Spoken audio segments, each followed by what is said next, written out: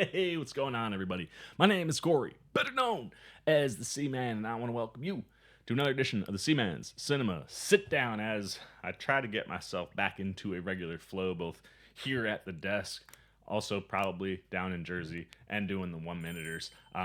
We are talking about movies that I saw during my time away from YouTube, where I was only able to get up 1 minute videos. And yes, I am once again wearing a Deadpool shirt, and no, I am once again not talking about Deadpool and Wolverine in a bigger way. It's one of those where I feel like I missed the boat on doing that, so I'm not in a rush to, and I might wait till it comes out in digital or until I can go see it again. I haven't had a chance to take my mom, and she wants to see it, so I think if I get it under my belt again, I'll be ready to talk about it in more detail. But until then, just enjoy all of the Deadpool things on the desk and on my chest as we get ready to talk about another horror thriller. What are we talking about? Well, why don't you pull up a chair, take a seat? We are getting ready to dive in, spoiler free, into Oddity. And this is another one of those movies where, yes, this also was out a while ago. No, I don't believe it's in theaters anymore, and it should hopefully be hitting streaming soon. But it's one of those movies where I didn't hear a lot of people talk about this movie. Very similar to Strange Darling, which we just finished talking about yesterday, which was a great time. One of my favorite movies of the year, as is this one. But just one of those, like, it was a thriller that had so many elements in it that I've seen before, but they were all utilized in ways I hadn't. And it just really made that one pop. So if you want to see my full thoughts on Strange Darling, you can see them right up over there. But now we turn our attention to Oddity, which is another small film that I didn't see a lot of people talking about, and it is a movie that you all should know about and be talking about. Because if you are a fan of horror movies, but even more so than that, thrillers, like this one, Strange Darling is definitely more of like a thriller horror movie, right? Like it's suspense thriller, serial killer, horror elements kind of sprinkled in throughout it. Oddity is more of your traditional horror movie. It's got all those beats of a ghostly good time, but then plays with the suspense thriller elements in absolutely spectacular ways. Like, we're going to get a little spoilery right now. This is another movie that I went into not knowing anything. And, if you read the synopsis, what I'm about to tee up isn't too spoilery, but it is something where I think it's the hook. Like, it's what had me excited after the first 5 minutes because this opening scene, my favorite opening probably of the entire year, probably of the last few years, is so unbelievably impactful and does all the things that writer director Damian McCarthy is about to play with and execute throughout the course of the film itself. And if you've seen the trailer certainly gives you a hint at what's going on in this opening scene as it plays on IMDb in front of me, and also kind of plays into the synopsis, which is this is a film about a psychic medium who attempts to uncover the truth behind her sister's murder at the site of the crime, which happens to be this house that her and her husband bought out in the boonies somewhere in the UK. Like, it's one of these, like, the opening shot is over a pond, and there's all this just icky looking pond scum on the top of it, and then you kind of go into the woods and you fly up on this drone until you come to where the house is in this very remote location. And that opening sequence, and just that opening camera movement, creates an immediate vibe. Like, what you're looking at feels icky, and you're doing a lot of this. And the house that they bought is a house that does that. At the beginning of the movie, in this opening scene, she hasn't remodeled the house yet. She's working on it. So there's no furniture in the house. Her husband works overnight at a mental institution. So he's not there. It's just her. She has a tent set up in the house so that, she can be up there to work on things. And, she's on the phone with her husband, and the house is making all sorts of creaks. And I live in an old, or my parents live in an old house that also creaks a lot. And there are times where you just be sitting in a house and the house makes noises and you're like, is there somebody in the room? Is there somebody upstairs? Like, my little sister, she'd always be like, I think somebody's down in the basement, or I think somebody's upstairs. And it's just the creaks and groans of the house. And McCarthy plays with that in that opening when she's on the phone. And she ultimately decides, I think she's going to go see her sister. She has a twin. So the lead, Carolyn Bracken, plays both the woman at the beginning who has dark brown hair and her sister who has bleach white blonde hair. And she's also blind and a medium. all sorts of cool things going on for Bracken in this one. But this opening sequence, after she hangs up, she goes out to the car, puts some stuff in the car, or maybe she was looking for something. She comes back into the house, and she has the door open the whole time. She closes the door. Right after she closes the door, this crazy pounding comes on the door. And it's one of these things where as soon as you hear the pounding on the door, like me not knowing anything about this movie, not knowing that it's going to be about a murder and figuring out what happened with this murder, I'm immediately like, whatever is coming is not good. Like, whatever is about to happen to this poor woman in this remote location is about to be terrible. But the thing that makes the opening so spectacular is how McCarthy plays with it. The person who shows up at the door is played by Tadig Murphy, Olin Bull. And Olin is a former mental patient at her husband's mental hospital who was released. And it's one of those where the first minute or so that they're talking, she hasn't pieced that together. And then she does piece it together. And she says it out loud, which then means that the audience understands that that's where this guy is. And it makes everything that's led up to that point so much more questionable. Guy basically is just like, look, you just left your house. You went to your car. You didn't close the door. And then you went back inside. But before you went back inside, somebody went into the house. And they're in there now. And I don't think they mean good. I think they mean bad. You need to open this door and let me in and get out of the house right now. And it's one of those where, as it's happening, like, the way they have Murphy done up, you know, is mostly how he looks naturally, right? His hair is kind of long and scraggly. He's got a scraggly beard, but then he's got this glass eye. And the glass eye really throws you off because you don't know if he's being genuine or not. And there are times with how he's saying and how he's pleading where you really believe him. But then there are other times where you're like this woman, like I am in this remote location. There are no people around. I was not at the car for a very long period of time. The only person that could have possibly come here without me even realizing out in the open here is this guy. I don't know if I can trust you. You are a mental institution patient of my husband's. What are you doing here? And it is one of these things where you don't know what's going to happen. And then the house is making all the creaky noises.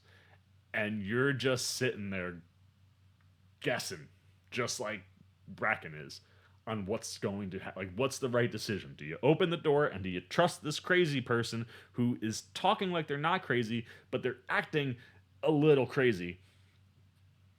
Or do you not believe him and stay in this house and maybe there's somebody actually in here, and in either scenario, it could end terribly. Or it could end okay. And then the movie cuts and jumps ahead. That, I needed to get that out, even though it's a little spoilery, because it's what the movie is. That feeling of not knowing the answer and not knowing which way things are going to break, but knowing that something terrible is coming is something that looms over the entire movie as you move through. And with Bracken playing the twin, even though she looks a lot different, same thing. Like, you're invested in this woman's story because you want to know what happened to the sister. You just know she died, and you know it was brutal, but you don't see it. And spoilers, the movie does eventually reveal exactly what happened. But it's one of these where you're just kind of riding with the other twin. She plays two sisters, one named Dani, who's there in the open, and then Darcy. Like, you're pulling for her, but at the same way, she's a little shady. Like, she's blind, but she's a medium, and how she sees things and how she plays with things, you're not exactly sure if she's playing with everything in a way that's okay. And you don't know what her motivations are. You know, the movie's set at the house, and she comes up at a time where both the husband, played by Willem Lee, Ted, and another character are at the house, and they're not in a position where they're expecting company. He's getting ready to go to work. Other characters getting ready to leave. And Darcy just kind of shows up. And where it goes from there as she tries to learn to uncover things is just a ton of fun for McCarthy. Like, he plays with ghostly vibes and empty rooms and dead silent nat sound so well. And every scene and every sequence that he takes you in and out of just builds on the sequence before. And I think the real magic trick for this movie is how long he waits to reveal the next layer of the onion. And that's the thing. This movie's got so much depth to it. There are so many layers of things going on. And as you learn each piece of the story and get each puzzle piece in, it draws you into the movie more and more. And that makes the movie extremely effective because it's very atmospheric. And the more that you're sucked into the movie, the more McCarthy starts to dial up the horror elements and the thriller elements. And there are some moments in this movie where I jumped out of my seat, where I thought I was gonna bite a hole through a finger because I'm just like so nervous about everything that's going on. And as like I said, as you learn more about what's going on, it just amplifies those feelings and not knowing what's coming next and who's innocent and who's not. And all of those things I just think are things that McCarthy plays brilliantly with and does it in a way that just kind of tees you up, like I said, to be eating out of the palm of his hand the whole movie. Like once he gets you with that opening scene and you're hooked, you're in the palm of his hand and you're going to go wherever he wants to take you. And for me, he takes you to wonderful places in the story. And then what's going on with what he's doing behind the camera as the director alongside cinematographer Colm Hogan just really, really elevates the story. You know, it's one of these where you're playing in an empty house and you have this sculpture that's brought as a gift that seems to move slightly every time somebody leaves and comes back in. And you don't know what it means, and there are mysteries to that thing, and all of it plays into what's going on. And just where he puts the camera, where Hogan decides to look. One of the things I love about James Wan when he's doing ghostly things is like you go into a dark corner and you never get to that complete black where like it feels like a hole that could just go on endlessly like the way Wan does, but how he plays with empty space, slightly moving or changing things, really amplifies what's going on in the story. And then you add on top of just the camera being in the right place all the time, the sound design in this movie is spectacular and is really the thing that makes it work. Like when the house is creaking, whether there are people in it or not, you don't know if somebody's coming, if somebody's there, if it's a ghost, if it's a person, if it's just the house. And that's got you on edge at all time. And like I said, that's stuff that is played with in that opening 5 minutes, that is just played with throughout the course of the film, constantly dialing up to a place that's similar. Like I almost feel like McCarthy starts you here, brings you back down to here, and then just slow builds you all the way up to the top after you get through that cold open. And it's just magical. And like I said, the sound design, I mean, the hairs on the back of my neck were up multiple times through this movie. And there were moments where like I thought I was going to fall out my chair. And there were moments where I jumped to clean up out my chair. And all of that just is because of everything that's being built visually to elevate what's going on with the story. And the atmospheric elements of the film are just exquisite the whole movie, as is Richard G. Mitchell's score. Much like that opening shot over the pond, score makes you feel icky, it makes you feel uncomfortable, it makes you terrified, it creeps you out. And there are two moments in this movie in particular that just were like gobsmack moments for me when it came to the scary stuff. And huge shout out to Carolyn Bracken, who is in one of these sequences. It's just her in a bedroom with a camera and like empty space, learning elements of a story. Like there are videos that she's watching. It is so spooky and just so horrifying. Like it is one of the tensest scenes in the entire movie. And then Steve Wall, who plays Ivan, gets the most tense moment in the entire film. It's kind of like a chase where things are going on and the sound design is at its absolute peak. And everything that's happening in and around Wall's character in this moment is absolutely horrifying. Like, one of those where, like, as an audience member, you might not be in that place, but I tend to like to completely sink and immerse myself in a film. And if you put yourself in Ivan's shoes, everything that's going on is horrifying. And that's the other thing that McCarthy really gets a lot out of here is the performances. And so much of it has to, weighs on the shoulders of Carolyn Bracken. She tees the movie up in the open and then she carries it all the way through. And what she does predominantly as Darcy is fascinating because, like I said, there's lots of mystery to Darcy, and you don't know exactly what her motives is and exactly what it is she thinks is the truth until she finds it out, and how she plays with that to resolve things It's a powerhouse performance that's subtle.